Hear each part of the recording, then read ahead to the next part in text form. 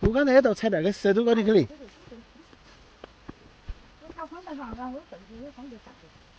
哦，都这个豆子了，你那个豆子了也我的种的嘎。哦。好，平时都不啷个出开哈。平时都不啷个出开。哦，我那干上都出。干上都出开。嗯。我买这个猪嘞。我为这个猪嘞。我买这一个。哪个事儿买了？俺家贴着你说吧。哦。一个人买的啥？哦。哦，你还种菜也种了好多。起不到好多哈。嗯。别个那我都吃。你问我我都吃来吃。都100多斤了。咦，有100多斤。100斤了。嗯。我去过年买200斤多菜。不止。我3斤买了，我差了300斤多。300斤买的哈。哦。就在3月份。你真的勤，你真的也勤劳的来那么多土地都还种起的。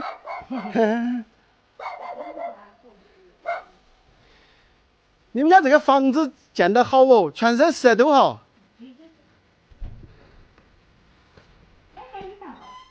没就在外面坐就行嘞，外面凉快点。嗯。我刚才整一下后面去啊，你没在。俺后面赶紧垮了。没有垮呀。俺后面从没垮，俺老公都全部垮毁了。哦。我不要你们干挖一个大包包的呀。啊。我俺3辈子我老不动过来了点起来啊，起来我两天哦，后边哈。哦，真的多。还把小的都喊的都该上个课，你不去？我不去。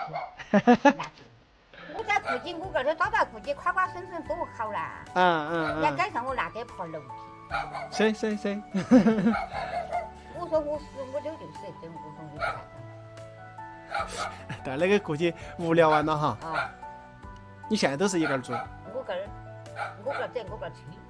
你一个人整的还一个人还吃不到，整那么多。吃不到。喂2个狗啊也热闹。啊，狗子一说一棍不喂啊，一个人在屋里又不闹热。要喂，肯定要喂。哦。你不喂2个狗嘛，就想都没得想动的。哦，你还叫人家鸡哦。我俺老二我儿媳妇人家狗一喂没用的，我说你管我有用没用？我给你拉去。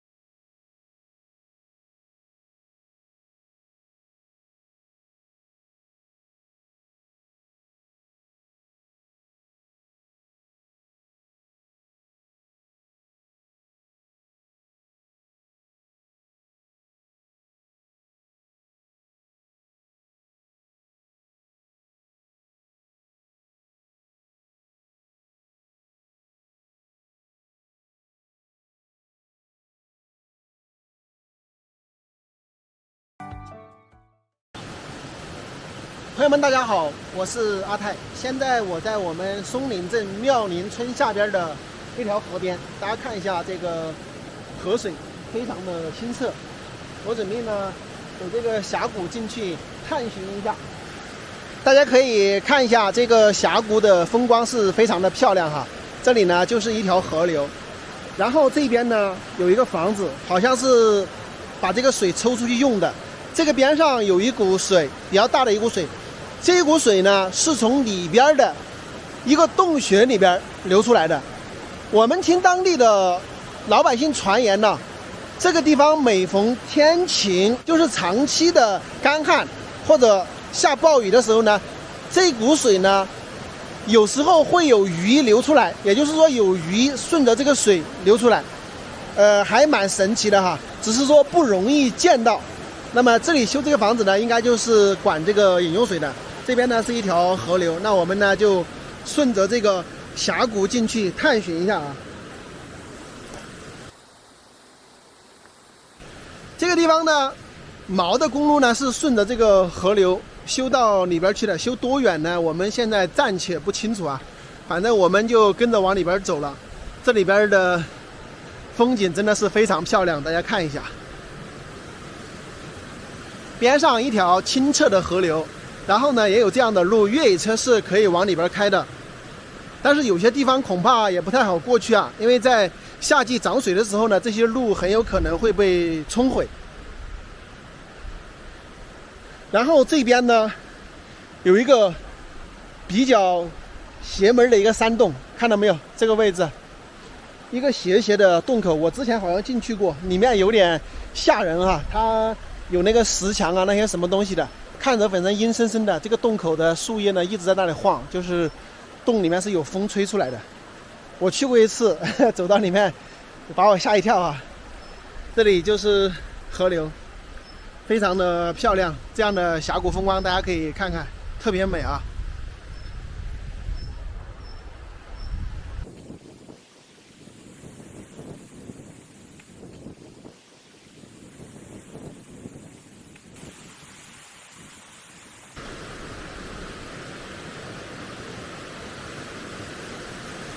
看看这个河流，特别的生态啊。然后这里有一种，我们这里叫水毛泡，这个东西是可以吃的，给大家看看。吃这个东西呢，不是一颗一颗的吃啊，你要一把一把的搞在这个手里面，这样来吃。这个水分是非常充足的，如果你口渴了，就可以在河边看到就可以采一点吃。这个东西应该会持续1个月的时间都可以吃的哈，从现在开始。在峡谷这里有非常多神奇的东西，这边有一个洞穴，给你们看一下，一个圆圆的洞口，看到没有？它是一个圆孔洞，一直到进去的，然后就感觉有什么蛇呀、龙住在里面这种感觉。而且像这个洞的话，到夏季涨洪水的时候，这个洞基本上可以达到满洞的水流出来，非常的神奇啊。但是没有人进去过，它是一个圆孔的形式，一直通向山里面去，有可能链接地心，对吧？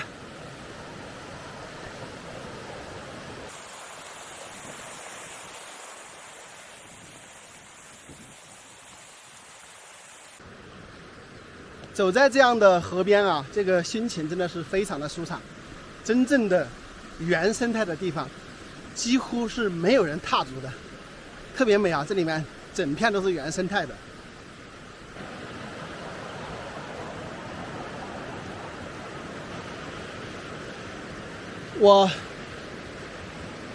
大家看看，我是从那边来的。那么从这里上来呢，这里有一大片的这个悬崖。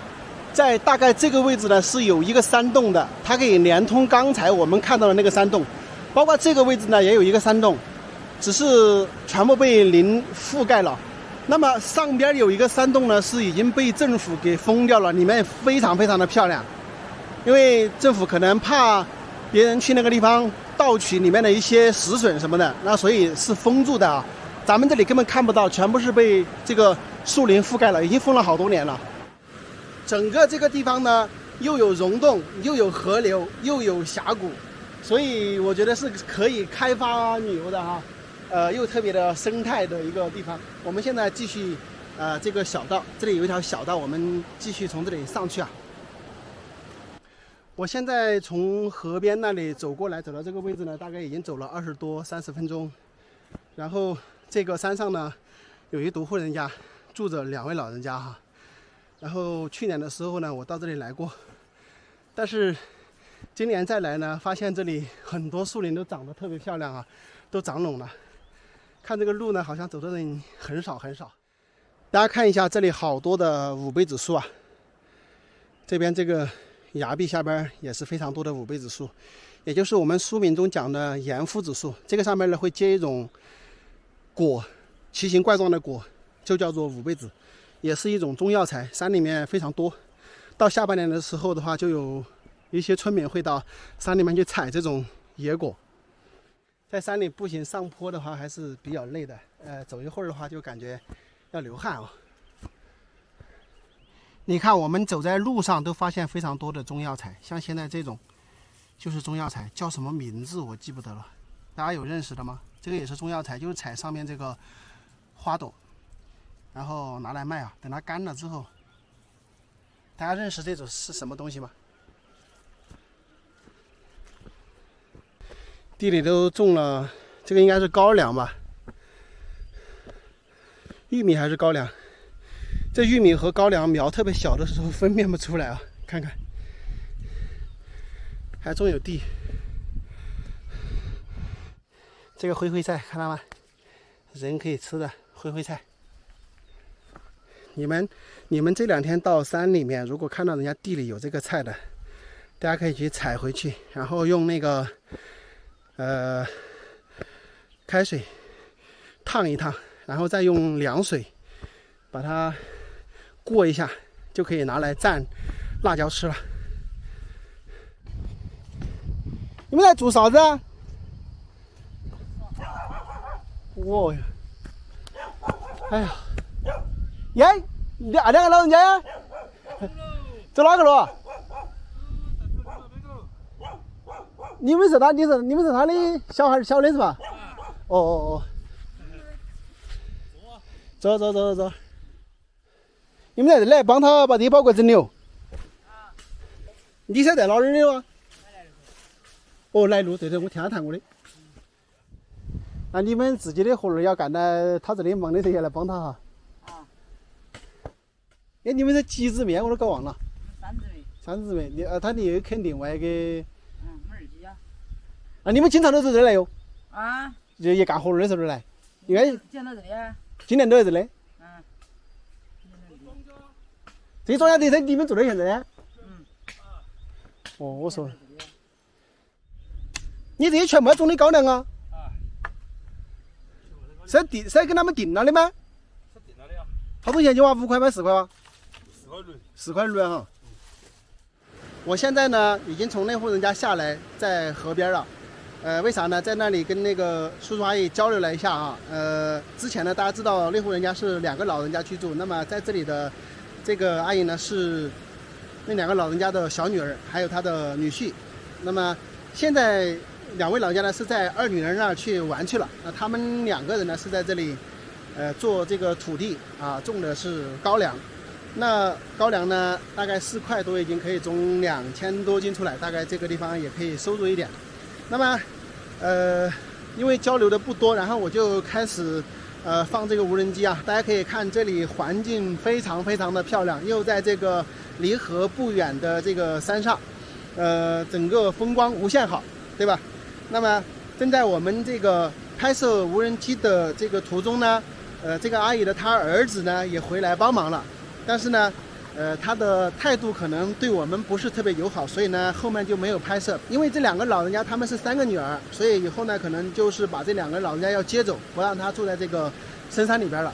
他们的意思呢是有意可以把这个地方出租啊，有人看中了，想到这儿来养一点东西也好，隐居也好都可以。你们如果看中呢，可以跟着这个地址过来，然后在这个河边问一下这个下游的这一些人家呢，就可以知道他们的联系方式啊。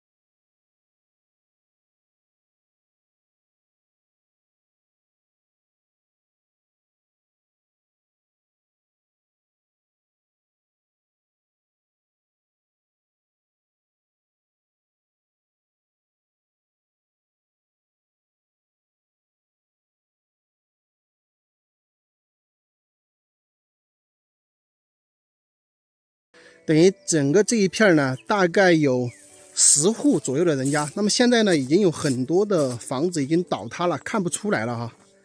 相当于呢，就已经变成了一个无人村。那么环境啊，大家可以看一下，环境真的是非常漂亮。坐落在这个地方，对吧？然后可以从哪儿看去都是群山环绕，非常的美啊。那么这个地方的海拔呢是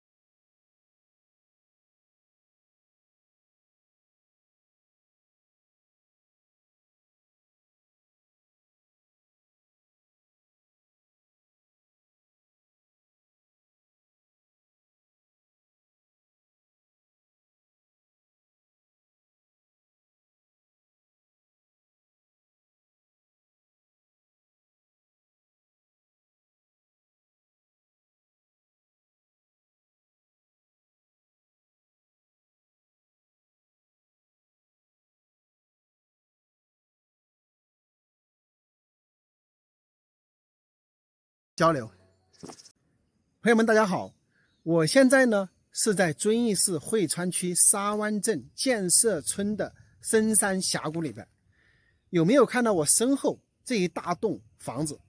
这个呢当初是修来做民宿的，可能是主人呢经营了一段时间，这个地方呢确实太偏僻了，可能没有经营起来，然后呢就废弃在这里。有看到这个边上都是栏杆拦住的，而这个房子呢感觉应该是废弃了1-2年以上了哈。那么大家看这里的环境，整个环境是非常非常漂亮的，公路呢也是通到这里的，只是不是特别好走啊，只有4米多的路。然后这里呢是在峡谷底的一个底部，环境非常的漂亮，我给你们看一下，然后你们觉得有没有兴趣来接着经营？因为可能这个主人当时在经营这个民宿的时候呢，或许啊人们对这个深山呢不是很向往，但是时过境迁是吧？今天呢就很多人呢特别喜欢到那种深山里面去感受那个大自然，对吧？所以呢现在或许比前些年呢要比较容易经营一点哈。我现在给你们看一下，大家可以看一下这个公路呢到达这个前边一点呢就已经到头了，整个这个位置呢就在峡谷的底部，高山峡谷底部啊，非常的漂亮。大家可以看一下，整个周围都是这样的山堡围绕，是吧？然后这个房子呢就正好在中间一块平地的位置。其实我觉得这样的地方非常非常的好，群山环绕，对吧？然后呢海拔呢，这个位置的海拔有1200，所以说夏季是非常非常凉爽的啊。这条公路呢就是进到这个里边的唯一的通道啊。我给大家先看一下这个外观啊，这个房间应该是非常多，看看2楼都有窗帘拉上的，那么就单边一排呢就有10多间的房间。那还有这边大家可以看看，我们到正面去给大家看一下。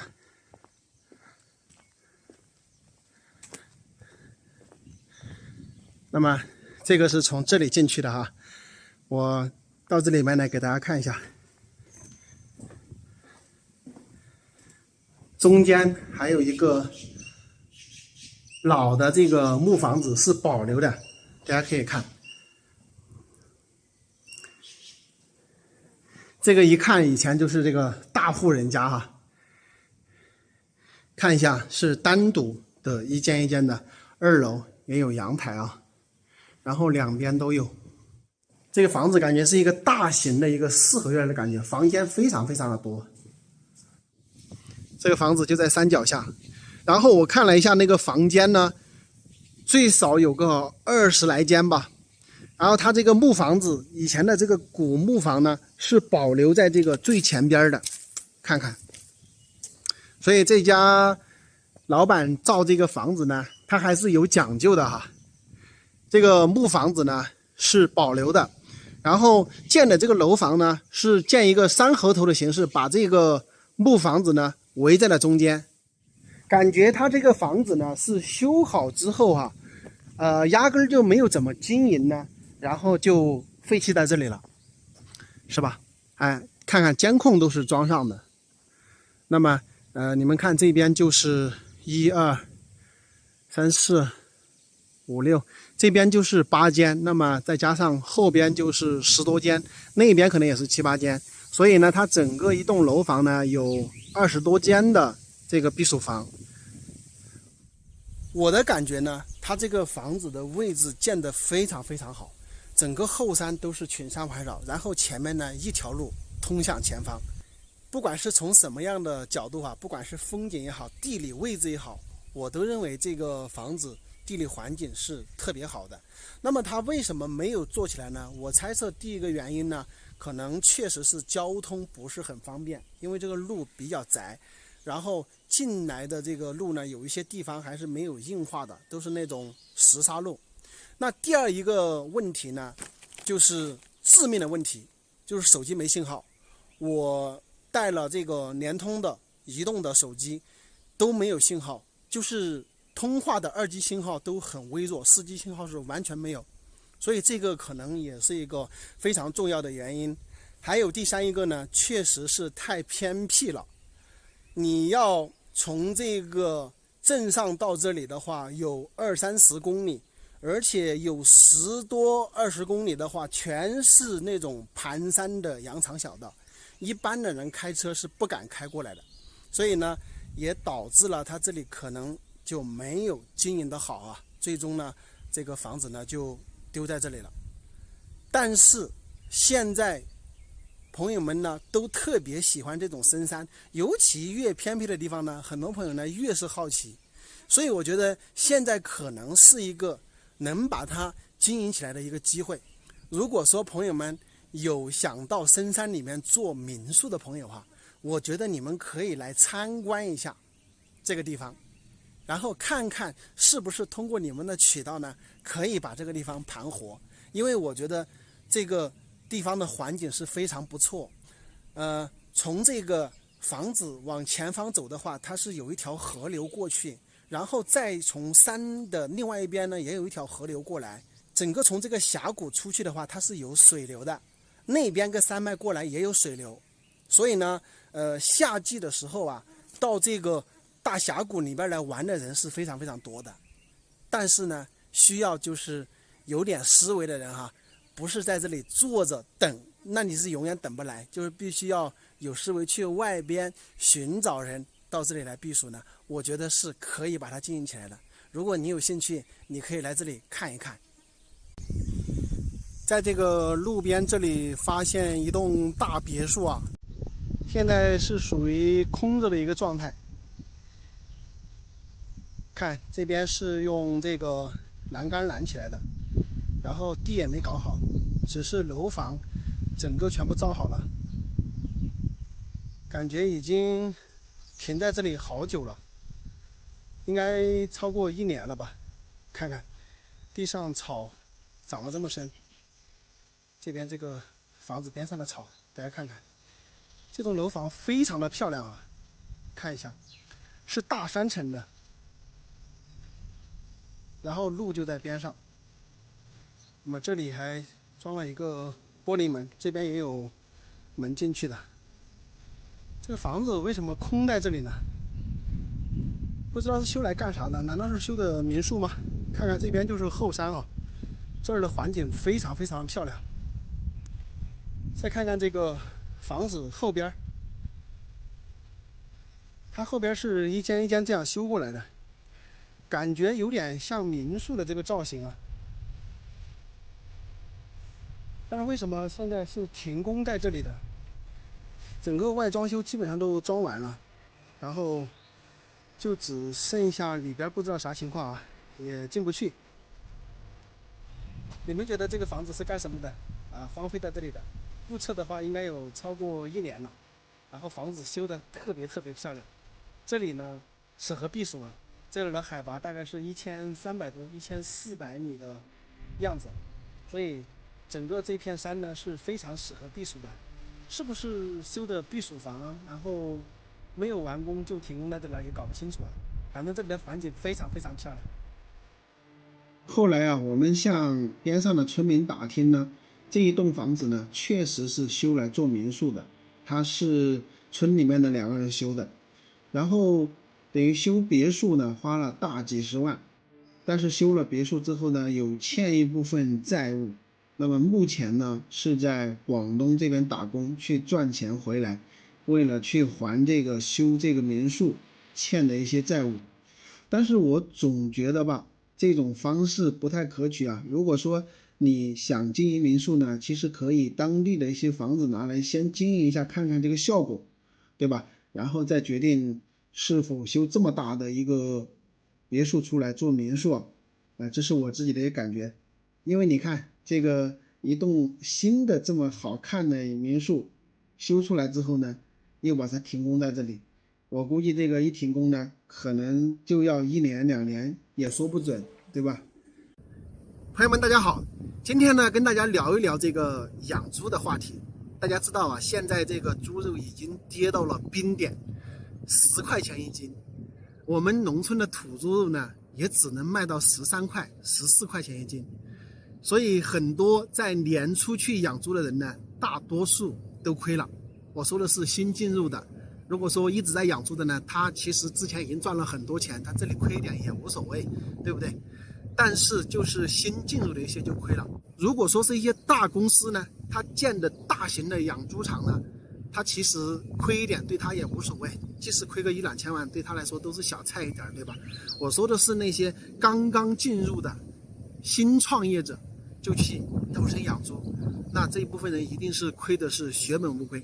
你想一下，你在高位把小猪仔进来之后，现在你还卖不起小猪仔的价格，所以说这个东西真的是挺难讲的。那么有很多朋友就问，现在还能不能养猪？如果你要让我跟你说实话，我觉得对于小的创业者来说，现在是最佳养猪的时机。为什么这样讲？猪肉在高位的时候，饲料猪和生态猪它的价格差拉不开。我举一个例子，比如说在年初的腊肉，对吧？工厂生产出来的饲料猪，它的零售端价格大概卖到60多、70，但是生态猪的腊肉呢，它也只能卖80多、90，而且别人还觉得很贵。那么你们可以想象一下这个饲养周期以及这个猪肉的品质，你就不难明白，其实在猪肉高位的时候，你去养生态猪是非常非常吃亏的。我告诉大家，我在去年年底的时候在山里面转的比较多，大家知道我一直在外面转，是吧？那么我的发现呢，是不少的养殖跑山猪、生态猪的人呢，都转成饲料猪，因为大家是要根据市场的需求去做调整的。那在那个时候呢，你养生态猪呢是没有任何的优势，反而你是挣不到钱的。但是现在不一样，猪肉跌到了低点，那么这个时候呢，你去养殖生态猪呢，就能体现出它的优势来。你想啊，猪肉跌到10多块，大家吃个肉的话就不痛不痒的了。如果你有生态猪摆在这里，你说20多块钱一斤，那80%的人愿意去买这个20多块的生态猪，因为30多块的我都吃过了，我还在乎这个20多块吗？所以大家明白吗？所以这个时候去养殖土猪啊、生态猪啊、跑山猪啊等等，才是一个比较好的一个时机啊，尤其是对于小的，尤其是对于初进入的创业者，而且会给你降低很多的风险，因为你在低位的时候把猪仔拿进来，它不可能亏到哪里去，你只要做好你的防疫的工作啊，不要让它有各种瘟症的发生，那么你基本上就不太会亏钱哈，只能是赚多赚少的问题。不管你去养殖什么东西啊，你都要根据市场的需求来做你的供给啊，对不对？那现在就是因为生产过剩了，因为在去年年底的时候，大量的企业就是做那种非常大的那种养猪场啊，一养就是几千头、几万头的这种。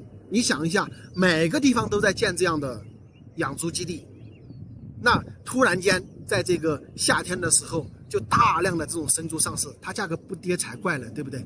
所以说这点大家要明白，尤其是对于我们小的创业者或者刚想回到农村去养殖的朋友，你们一定要去了解一些市场的一个动态啊，不要让自己高位的时候去进入，一定要在我们适合进入的时候进入，因为我们的抗风险能力是没有那些公司强的。所以说现在不是说什么东西都适合干，而是你要有把握的去干。那如果说你还有回到农村去创业养猪的想法呢，我觉得现在呢是一个好的时机，但是切记去养饲料猪，你一定要在现在去养跑山猪和生态猪或土猪。那什么时候适合养饲料猪呢？就是等到猪肉价格攀到高位的时候，你可以改变你的方向去养饲料猪，但是你一定要跟你之前的消费者说清楚，你现在养的是饲料猪，不要去做欺骗的事情，一定要实实在在，我养的什么猪就是什么猪，不要去欺骗消费者就好了，这是我的建议。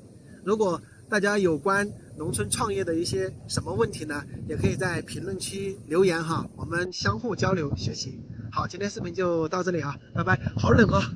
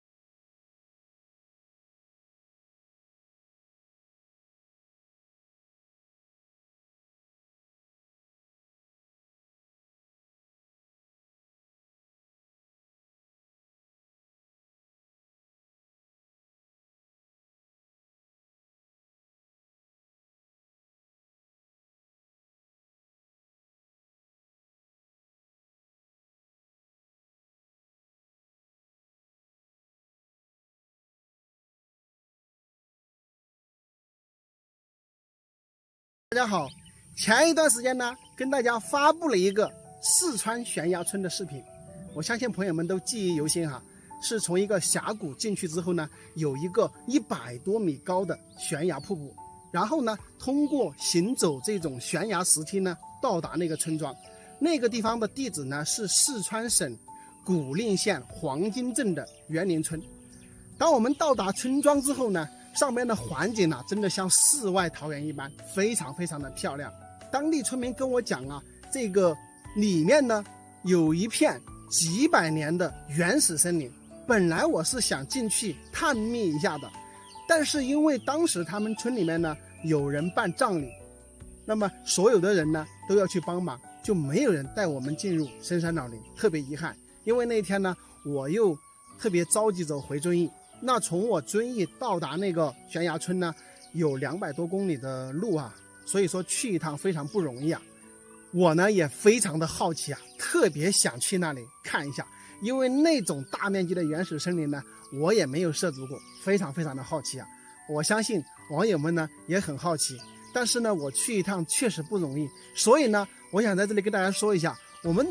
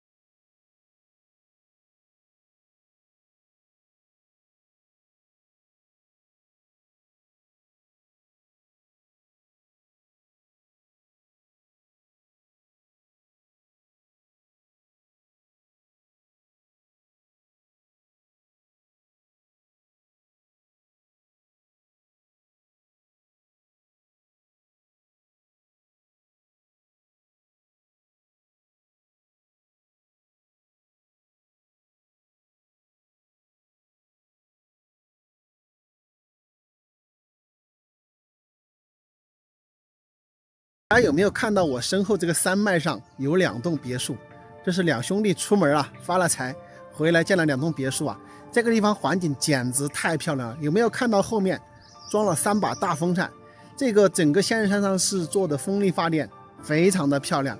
这儿的海拔呢是1300多，顶上呢可能达到1500-1600，所以特别凉快的一个地方我给你们看一下这个环境太羡慕了。